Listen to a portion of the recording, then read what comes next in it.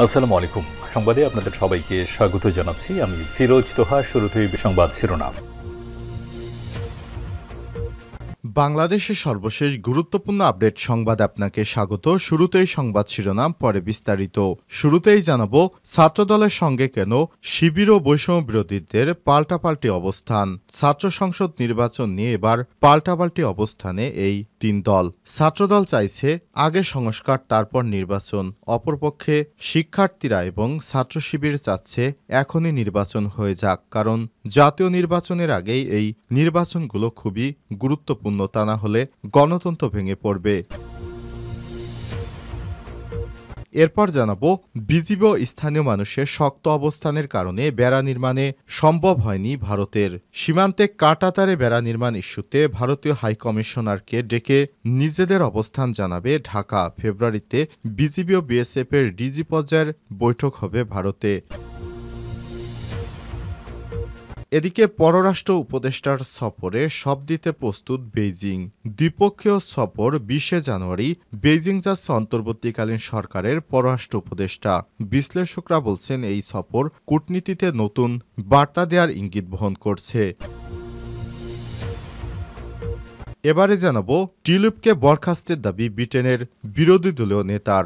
যুক্তরাজ্যের city minister tulip সিদ্দিককে বরখাস্তের দাবি করেছে ব্রিটেনের বিরোধী দলীয় নেতা কেমি ব্যাডেনোস। দেশটির প্রধানমন্ত্রী কেয়ার স্টামারের প্রতি আহ্বান জানিয়ে তিনি বলেছেন টিউলিপকে এখনই বরখাস্ত করতে হবে। খবর বিবিসির।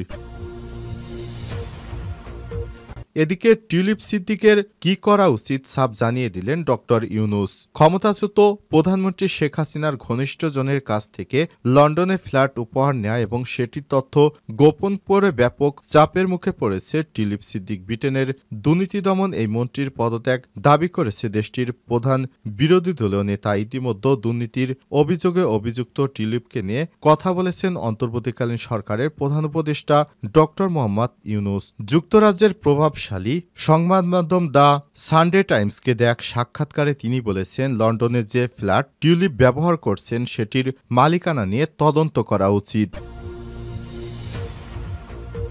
এবং সর্বশেষ জানাবো চীনের বাদ ডেকে আনবে বিপর্যয়। হিমালয়ের কৈলাস শৃঙ্গ ও মানস সরোবরের মধ্যবর্তী গলিত হিমবাহ ও পাহাড়ের ঝর্ণা থেকে ব্রহ্মপুত্র নদীটির উৎপত্তি হয়েছে। হিমালয়ের এই অংশটি পড়েছে ভারতের তিব্বতের পশ্চিম অঞ্চলে। সেখানে এ নদের নাম ইয়ারলুং জাংবো।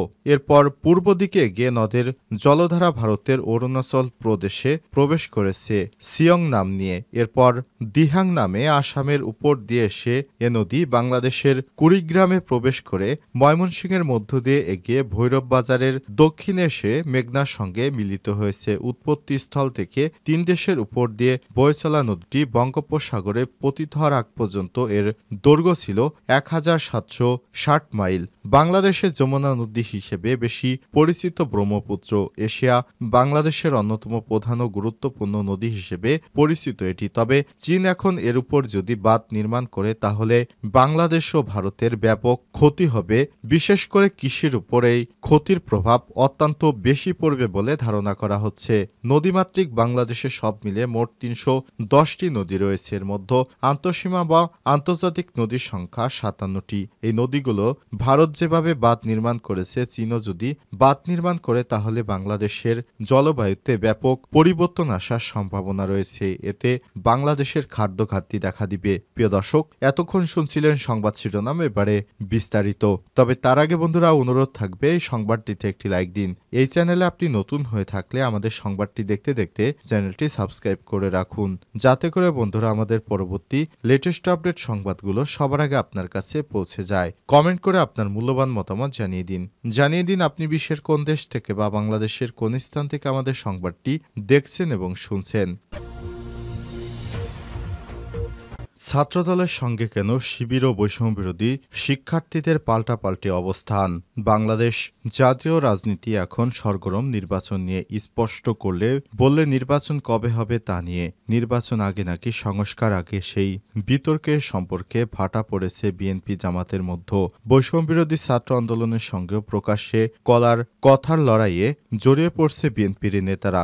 এরই মধ্যে নতুন উত্তাপ শুরু হয়েছে ছাত্র সংসদ নির্বাচন নিয়ে। শুরুটা ঢাকা বিশ্ববিদ্যালয় ডাকসু নির্বাচন নিয়ে বৈষম্যবিরোধী ছাত্র আন্দোলন, ছাত্র শিবির এবং মোটা দাগের অন্যান্য সংগঠনগুলো খুব দ্রুতই ডাকসু নির্বাচনে আগ্রহী। তবে এখানে আবার একটু সময় নিতে চায় বিএনপির ছাত্র সংগঠন ছাত্রদল। তাদের যুক্তি আগে সংস্কার তারপর নির্বাচন। এই বিতর্কের মধ্যেই বিরোধ আবারও বেড়েছে, কারণ বৈষম্যবিরোধী ছাত্ররা চায় জাতীয় নির্বাচনের আগেই সবগুলো শিক্ষা প্রতিষ্ঠানে ছাত্র সংসদ নির্বাচন হয়ে যাক। সব মিলিয়ে ছাত্র রাজনীতিতে বেশ চাঞ্চল্যকর দেখা যাচ্ছে। ছাত্র সংসদ নির্বাচনের দিকে সবচেয়ে বেশি এগিয়ে গেছে জাহাঙ্গীরনগর বিশ্ববিদ্যালয়। গত ৩০শে ডিসেম্বর ছাত্র সংসদ নির্বাচনের তথা ডাকসুর রোডম্যাপ নিয়ে কাজ করছে বিশ্ববিদ্যালয় কর্তৃপক্ষ। রোডম্যাপ অনুযায়ী এর একদিন পরই নির্বাচন কমিশন গঠিত হবে। চলতি মাসের ১৫ তারিখের মধ্যে নির্বাচন কমিশন চূড়ান্ত ভোটার তালিকা তৈরি করবে, আর নির্বাচনের তফসিল ঘোষণা হবে ১ ফেব্রুয়ারি থেকে। বৈষম্যবিরোধী ছাত্র আন্দোলন, ছাত্র শিবির, ছাত্র অধিকার পরিষদ কিংবা বাম সংগঠনগুলো নির্বাচনের এই রোডম্যাপকে স্বাগত জানালেও নির্বাচনের সময় নিয়ে আপত্তি জানাচ্ছে ছাত্রদল।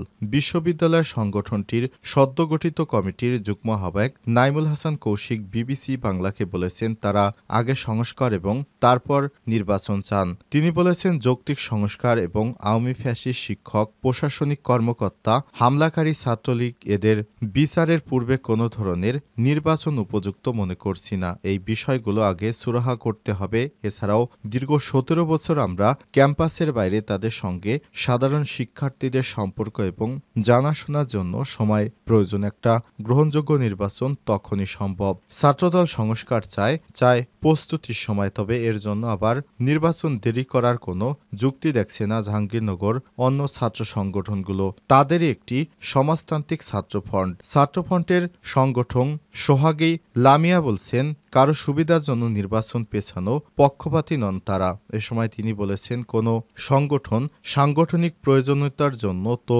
নির্বাচন আটকাতে পারে না। আমরা বলতে চাই, এই মুহূর্তে থেকে ডাকসুর নির্বাচনে যত ধরনের প্রস্তুতি আছে সেগুলো নিতে হবে, কারণ গণ অভ্যুত্থানে এত শিক্ষার্থী জীবন দিয়েছে।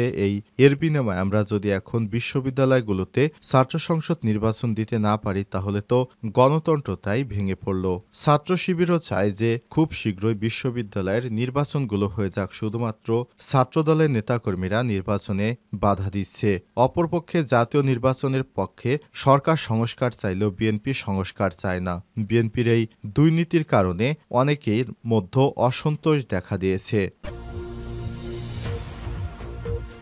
বিজিবি ও স্থানীয় মানুষের শক্ত অবস্থানের কারণে বেড়া নির্মাণ বন্ধ করতে বাধ্য হয়েছে বিএসএফ। সীমান্তে কাঁটাতারে বেড়া নির্মাণ ইস্যুতে ভারতীয় হাইকমিশনারকে ডেকে নিজেদের অবস্থান জানাবে ঢাকা। ফেব্রুয়ারিতে বিজিবি ও বিএসএফের ডিজি পর্যায়ের বৈঠক হবে ভারতে। রোববার ১২ জানুয়ারি সচিবালয়ে বাংলাদেশ ভারত সীমান্ত পরিষদ নিয়ে সংবাদ সম্মেলনে সব কথা জানিয়েছেন স্বরাষ্ট্র উপদেষ্টা লেফটেন্যান্ট জাহাঙ্গীর আলম চৌধুরী। সম্প্রতি সীমান্তের ৫টি জায়গায় ভারত কাঁটাতারে বেড়া নির্মাণের কাজ শুরু করেছে জানিয়ে স্বরাষ্ট্র উপদেষ্টা বলেছেন, বিজিবি এবং স্থানীয় মানুষের শক্ত অবস্থানের কারণে ভারত এসব অবস্থান থেকে সরে আসতে বাধ্য হয়েছে। এ সময় তিনি বলেছেন, বিগত সরকারের সময়ে ২০১০ থেকে ২০২৩ সাল পর্যন্ত সীমান্তে কিছু অসম কাজ করেছে, যেগুলো ভারতের করা উচিত হয়নি, কিন্তু আমাদের আগে সরকার সেই সুযোগ ভারতকে দিয়েছে। এগুলো আমরা এখন বাতিল করব। পররাষ্ট্র উপদেষ্টার সফর ঘিরে সব দিতে প্রস্তুত বেইজিং। প্রথম দ্বিপক্ষীয় সফরে ২০শে জানুয়ারি বেইজিং যাচ্ছেন অন্তর্বর্তীকালীন সরকারের পররাষ্ট্র উপদেষ্টা। বিশ্লেষকরা বলছেন, এই সফর কূটনীতিতে নতুন বার্তা দেওয়ার ইঙ্গিত বহন করছে। এর আগে গত ১৫ বছরে শেখ হাসিনা সরকার প্রথমে বিদেশ সফরের ক্ষেত্রে সবসময় ভারতের উপর জোর দিয়েছেন, তবে এবার চীনকে বেছে নেওয়ার সেই প্রচলন থেকে সরে আসার ইঙ্গিত দিল অন্তর্বর্তীকালীন সরকার। অর্থনীতিবিদ মাসুর রিয়াজ বলেছেন, গত ১৫ বছরে আমাদের পররাষ্ট্র নীতি দক্ষিণ এশিয়ার একটি দেশের উপরই বেশি নির্ভরশীল ছিল। এবার চীনের সাথে সম্পর্ক জোরদার এই পদক্ষেপ ইতিবাচক দিক হতে পারে।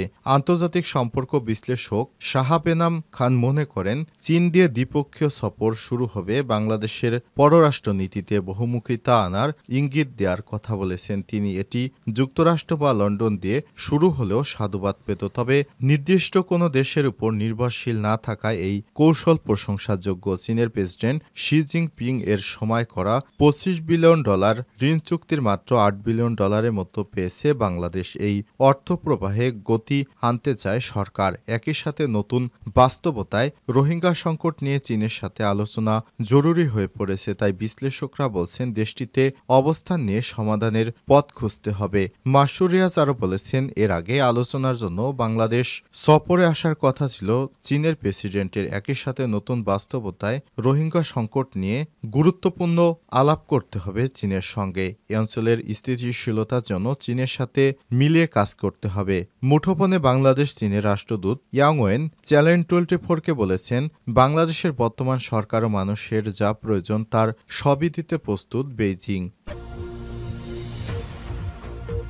টিউলিপকে বরখাস্তের দাবি ব্রিটেনের বিরোধী দলীয় নেতার। যুক্তরাজ্যের সিটি মিনিস্টার টিউলিপ সিদ্দিককে বরখাস্তের দাবি করেছে ব্রিটেনের বিরোধী দলীয় নেতা কেমি ব্যাডেনোস। দেশটির প্রধানমন্ত্রী কেয়ার স্টারমারের প্রতি এই আহ্বান জানিয়ে তিনি বলেছেন, টিউলিপকে বরখাস্ত করা উচিত। মূলত বাংলাদেশের আর্থিক দুর্নীতির মামলার তদন্তে যুক্তরাজ্যের এই মন্ত্রী ব্যাপক চাপে রয়েছেন। এমনকি দুর্নীতির দায়ে মন্ত্রিত্ব ছাড়তেও ক্রমবর্ধমান চাপ সৃষ্টি হচ্ছে টিউলিপের উপর। টিউলিপ সিদ্দিক ব্রিটেনের ক্ষমতাসীন লেবার মন্ত্রিসভার সদস্য, বর্তমানে economic secretary to the treasury and city minister হিসেবে দায়িত্ব পালন করছেন। তিনি তার কাজ যুক্তরাজ্যের অর্থবাজারের ভেতরে দুর্নীতি সামাল দেয়া, কিন্তু বাংলাদেশে এখন তার বিরুদ্ধে তদন্ত চলছে, যেখানে তিনি এবং পরিবারের 4 সদস্যের বিরুদ্ধে একটি পারমাণবিক বিদ্যুৎ কেন্দ্র থেকে প্রায় $400 কোটি বা $4 বিলিয়ন আত্মসাৎ করার অভিযোগ রয়েছে।